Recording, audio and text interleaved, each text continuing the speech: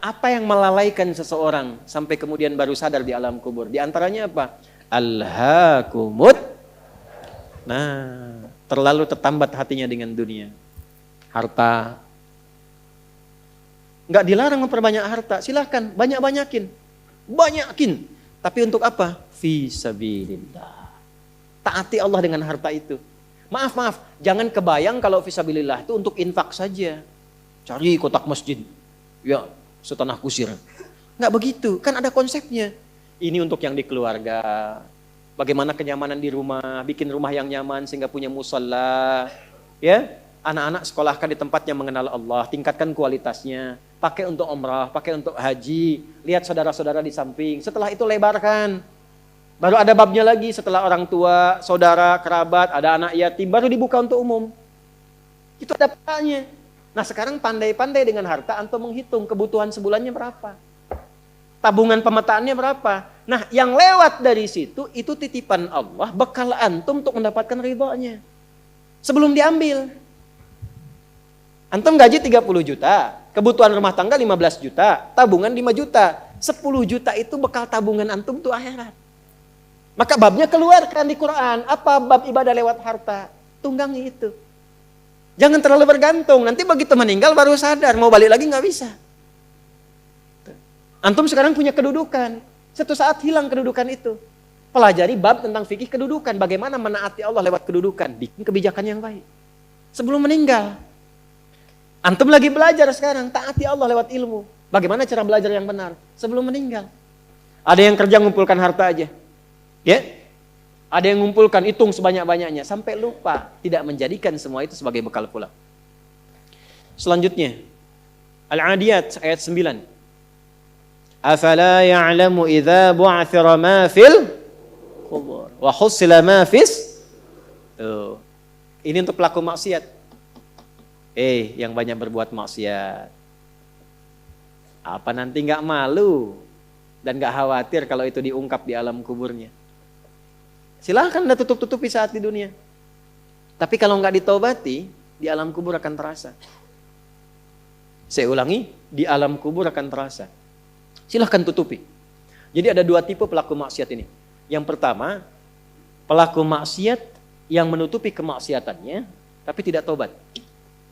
Ya, awas, ini tipe pertama. Yang saya maksudkan pelaku yang tidak tobat ya, bukan yang tobat. Jadi pelaku maksiat, dia sadar dia maksiat. Dia bisa tutupi dari manusia, tapi dia pilih nggak tobat. Nah ini nanti akan diungkap di alam kubur dan diberikan satu muqaddimah azab nerakanya. Yang kedua, pelaku maksiat yang sadar dengan maksiatnya dan secara terbuka dia bermaksiat. Karena merasa kuat dengan menunaikan atau mengerjakan perbuatan maksiat itu. Ya. Nah itu dua tipe seperti itu. Turunlah kemudian surah Al-Adiyat ini salah satunya. Afala ya'lamu idza bu'athira ma fil wa husila ma fis, akan diungkap suatu saat nanti. Kalaupun Anda tutupi. Tapi bagi yang terakhir, perhatikan baik-baik. Bagi yang merasa nyaman dengan kekuatannya, baik itu kedudukan ataupun harta, sehingga terang-terangan berbuat maksiat, dan merasa tidak ada yang mampu untuk mencegahnya, itu saat masuk kuburnya langsung ditampakkan neraka pagi dan petangnya. Di surah Ghafir, surah ke-40, ayat 46. An-naru yu'raduna 'alaiha ghuduwan wa 'ashiyya. Hati-hati. Ya, hati-hati. Wa yauma taqumus sa'atu adkhilu ala fir'auna asyaddal adzab. Jadi orang-orang yang maaf sekali gemar mengumpulkan harta hanya untuk pamer saja, untuk mengoleksi dunia. Tak pernah punya visi hidup untuk pulang, maka mesti hati-hati. Alhaakumut takatsur. Orang yang maksiat terbuka nggak mau sadar mesti hati-hati, ya, karena cara pulangnya itu berbeda. Teruskan. Quran surah Al-Infitar ayat keempat. Ketiga, kan 8 ya semua ya. Wa idzal quburu bu'thirat. Al-Infitar ayat keempat. Apabila yang dikubur itu sudah terungkap, terbuka semua. Maksudnya selesai. Terbelah. Ini kiamat. Jadi dikubur pun gak selamanya. Ya. Ada yang pengen abadi di alam kubur? Tidak, gak selamanya. Ya. Jadi kalau yang nikmat di alam kubur tadi, kan diberi kenikmatan ya. kenikmatan pembuka. Itu cuma mukadimah aja Pak Bu. Insya Allah nanti kalau sudah masuk kubur, ya, insya Allah mudah-mudahan dimuliakan. Itu kalau dapat kemuliaan, itu cuma pembuka. Itu cuma pembuka saja, mukadimah saja. Diberi kenikmatan melimpah, enak, istirahat, nyaman dan macam-macam, ya. Itu cuma pembuka aja. Nanti satu masa selesai di situ. Wa idzal quburu bu'tsirat. Selesai semuanya, balik kita ke alam lain, puncaknya ke akhirat. Nah, ayat ini Al-Infitar ayat yang keempat ingin menegaskan di alam kubur pun tidak abadi, pindah. Oh berarti yang pelaku maksiat tadi menyimpulkan, nggak apa-apa kan cuma sementara mimpinya bangun. Iya Cepi, cuma saat bangun lebih dahsyat. Jadi yang dimimpi keluar semua. Terus, Quran surah Abasa. Ya, surah 80 ayat 21. Baik, pelan-pelan. Kalau tadi kan sudah diungkap ya. Di kuburnya bagaimana, nikmatnya bagaimana, bahayanya bagaimana yang mengancam. Nah, sekarang kita akan masuk ke kubur tidak? Akan masuk tidak? Nah, maka di Abasa ini diingatkan. Quran surah 80 ayat 21. Tsumma amatahu fa'aqbarah. Orang yang hidup itu satu saat pasti akan diwafatkan. Kalau sudah wafat akan dikuburkan. Di semua kita tidak ada yang bebas dari penungguan di alam kuburnya. Tadi tunggu. Ini, CAQ semua kan? Calon alam kubur. Kita akan masuk nih. Jadi Allah sadarkan mumpung masih hidup, dari dua kejadian tadi, ambil ibrahnya, siapkan diri kita, karena kita nggak akan bisa menolak kematian. Kalau sudah wafat, pasti dikubur. Teruskan dulu ya, kita agak cepat. Al-Mumtahanah ayat 13.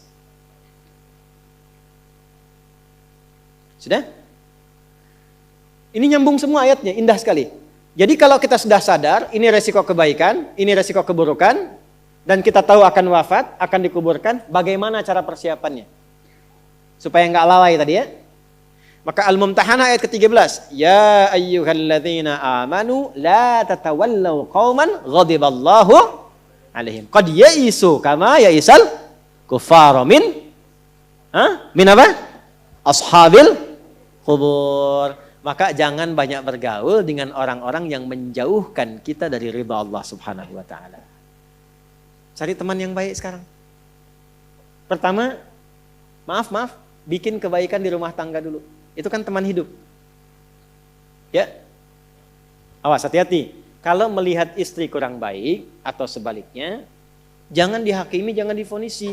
Justru Allah kirimkan antum itu untuk menebarkan kebaikan dan menyempurnakan kesemaan bersama. Jelas? Jadi sekarang yang dilakukan teman hidup dulu. Rubah jadi baik dulu. Anak-anak jadi baik dulu. Setelah itu cari tempat tinggal yang baik. Bergaul dengan orang baik. Antum yang kuliah cari teman yang baik. Antum yang kerja cari teman yang baik. Maaf. Kalau ada tawaran, kedudukan, hartanya berlipat, tapi menjauhkan Anda dari Allah, ingat ini. Tsumma amatahu fa'aqbarah. Ingat saat ditawari itu Anda meninggal. Dikubur. Dan ingat ancamannya. Ingat pasalnya tuh. Ya, ingat suratnya. Paham? Nah, karena itu masukkan ayatnya, jangan sekali-kali menjadikan keadaan di sekitaran kita justru memperkuat datangnya ancaman Allah dan nestapa saat kembali ke alam kuburnya. Bahkan orang-orang yang tidak beriman pun, yang buruk pun, yang beriman tapi maksiat pun, itu sejatinya ketika temannya masuk ke kubur nggak mau ikut-ikutan. Makanya disindir oleh Allah. Hei, kamu ini sadar nggak sih? Orang yang mengajak kamu maksiat itu, lihat temannya meninggal pun, temannya wafat pun, dia nggak pengen ikut. Kadang-kadang dia abaikan. Coba lihat, ya ada pimpinan misalnya tingkat tertinggi, lihat anak buah bawahnya misalnya, menjalankan tugas bahkan dari dia untuk berbuat salah, berbuat maksiat. Ya, apakah mengedarkan narkoba atau misalnya membackingi kegiatan yang tidak baik. Lalu tiba-tiba dia wafat, apakah peduli atasannya? Tidak. Yang ada yang terjadi jangan bawa-bawa atasan, padahal dia yang nyuruh. Terus Anda mau jadikan teman yang seperti itu? Dia pada kawannya saja nggak bertanggung jawab. Dengan imannya saja dia nggak peduli. Kalau dia dengan Allah saja nggak peduli, kenapa Anda dia jadikan teman? Dan kenapa Anda menjadikannya dia teman? Kalau bahasa anak sekarang tuh begini, Allah aja dia gituin, apalagi kamu. Ya kan? Ya, Nabi aja dia cuekin, apalagi kamu kan? Ini peringatan Quran, ini bukan dari saya. Ini peringatan Quran. Jangan sekali-kali, Anda dimanapun, Anda berdinaskah, tugas formal. Anda berdagangkah, jangan berteman dengan orang menyimpang. Karena saat Anda susah pun yang akan peduli. Temannya aja yang sama-sama berbuat menyimpang, dia sisihkan, apalagi Anda. Paham? Teruskan. Quran surah ke 35 Fatir ayat 22. Wa ma yastawil ahya'u wal amwat. Innallaha yasma'u man yasha' wa ma anta bimusmi'in man fil qubur. Kalau Anda masih belum sadar juga, kata Allah, hei, kamu ini masih hidup, masih punya harapan, masih punya bekal. Kalau sudah meninggal, nggak sama keadaan orang hidup dengan wafat. Mumpung kamu masih hidup, karena kalau sudah meninggal, temanmu yang meninggal pun kamu nggak bisa dengar suaranya. Cuma saya yang tahu keadaan di alam kubur. Karena saya tahu, kata Allah, dan saya punya Rahman dan Rahim, dengan sayang saya sampaikan kepadamu. Karena sayang saya. Ibu maaf, kalau ada anak misalnya, ingin berbuat menyimpang, ibu cegah tidak? Kenapa? Karena ibu sayang. Karena itulah ibu saking sayangnya, maaf jangankan anak lahir, di dalam saat dikandung pun bukankah dijaga dari yang mafsadat? Dijaga dari yang merusak. Ibu kalau sedang mengandung, mau nggak makan makanan yang kotor? Makanan yang merusak?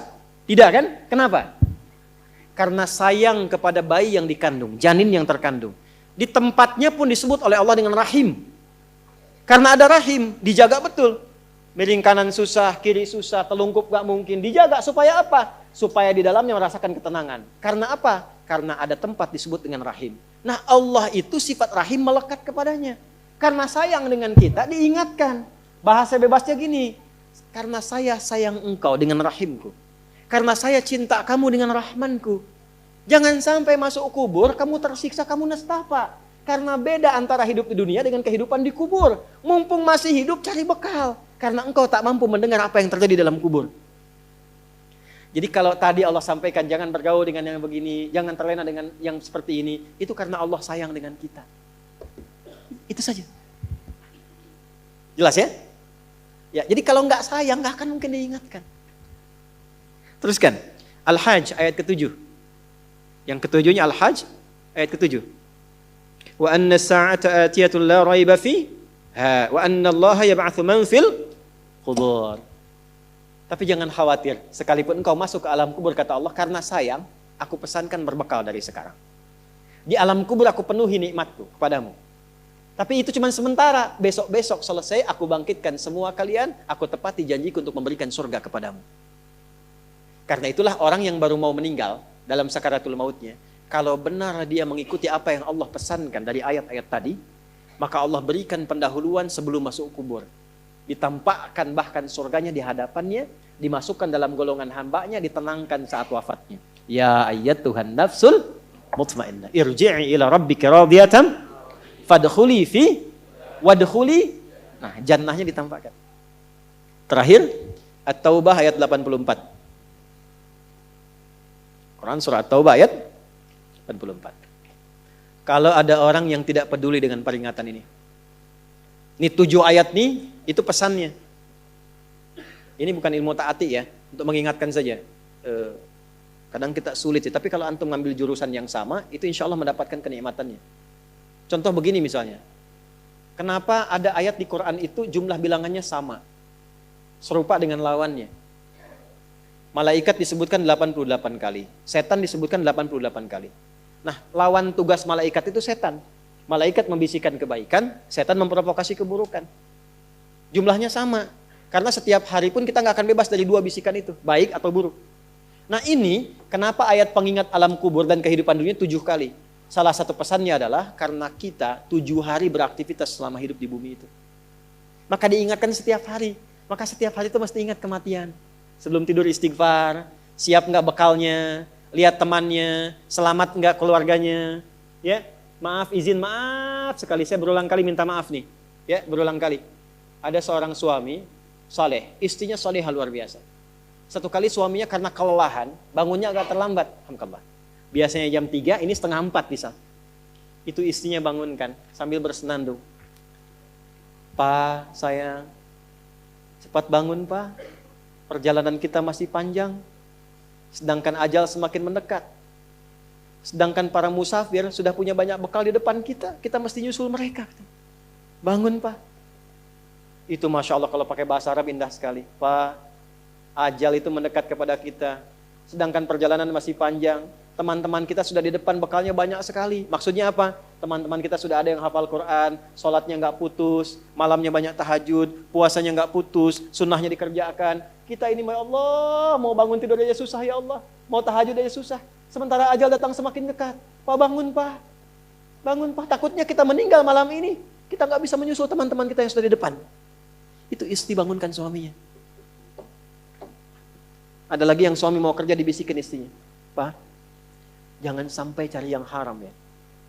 Papa nggak bawa apa-apapun ke rumah di hari ini. Kami keluarga akan sabar. Mama akan tenangkan pada keluarga supaya sabar. Tapi Pak, kami nggak akan kuat merasakan sedetik pun di neraka jika Papa bawa yang haram ke rumah. Masya Allah. Nah ini disebutkan pengingat itu 7 kali. Di 7 ayat berbeda untuk mengingatkan setiap hari ingat wafat. Setiap hari ingat pulang. Setiap hari kita akan mengalami suasana di alam kubur. Jangan sampai meninggalkan dunia dalam keadaan yang terancam. Kalau masih nggak sadar juga dengan pengingat ini, muncul ayat ke-8. Muncul ayat ke-8. Di At-Taubah ayat 84. Tempatnya pun At-Taubah. Ngajak taubat dulu sebelum diingatkan. Tapi dasar karena nggak pengen taubat juga, maka munculnya ancaman. Kalau ada yang masih nggak peduli, bahkan ada orang Islam yang masih bertahan dengan keburukannya, menampakkan ke orang lain dengan sifat nifaknya, maka turun ayatnya. Wala tusalli ala ahadim minhum mata abada. Wala taqum ala qabri. Allahu akbar. Innahum kafaru billahi wa rasuli wa matu wa hum fasiqun. Kalau ada yang masih begitu, dan Anda lihat diingatkan susah, masih menampakkan kemaksiatan, Allah langsung memberikan ancamannya. Kalau dia bertahan demikian sampai dengan wafat, gak usah disolatkan. Jangan sampai berdiri di depan kuburnya katanya. Kurang apa lagi? Tiap hari diingatkan. 7 kali, 7 hari beraktivitas, 7 kali diingatkan. Diberikan kasih sayang, diarahkan pada yang benar. Ditunggu sampai tobat, tapi masih mengancam. Masih menampakkan kehebatannya sampai dia wafat. Maka peringatannya apa? Orang-orang yang sengaja menantang berbuat maksiat, menghalalkan dosa yang besar, itu dihukumi oleh Quran. Kafaru billah. Yang menghalalkan dosa besar itu dihukumi kufur. Tapi jangan sembarangan, ya, jangan sembarangan menghukumi. Karena ada yang punya otoritas di situ. Gak boleh Anda sembarangan, ini kufur, ini togut, ini gak boleh. Gak boleh. Ada yang punya otoritas. Dan ada yang paham fikihnya. Gak boleh sembarangan. Hati-hati kalau ada aliran mengajak Anda, ini togut, ini aja, bunuh aja, tembak aja, tinggalkan itu. Tinggalkan.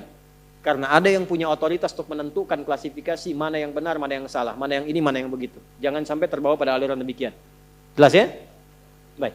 Tapi kalau ada yang nekat berbuat maksiat sampai wafat, kata Allah, Nabi pun sampai dilarang. Jadi ini ayat turun tentang Abdullah bin Ubay bin Salul yang hidupnya mengaku muslim tapi banyak sekali menyakiti Nabi. Banyak berbuat maksiat, bahkan merencanakan pembunuhan kepada Nabi. Ditampakkan oleh Allah, begitu Nabi ingin menampakkan sisi kemanusiaan dengan menyolatkannya, turunlah ayat ini. Jangan disolatkan Muhammad. Jangan disolatkan. Biarnya sama teman-temannya. Jadi biasanya orang munafik ketemu munafik lagi. Ketemu munafik lagi. Hati-hati. Jangan sampai yang menyolatkan itu sesama munafik, sama perbuat maksiat. Orang Islam dilarang yang beriman yang baik, bahkan wala takum ala qabri. Ke kuburnya pun jangan diantar. Jangan berdiri di depannya. Jangan sampai terancam demikian. Karena itu kalaupun ada yang nampak ciri-cirinya, kita doakan supaya kembali ke jalan yang benar. Kita tunjukkan kebaikan dengan lemah lembut. Supaya dengan itu sadar dan menjadi bagian dari orang-orang beriman yang mendapatkan ridha Allah Subhanahu wa taala. Apalagi kalau itu bagian dari keluarga. Paham?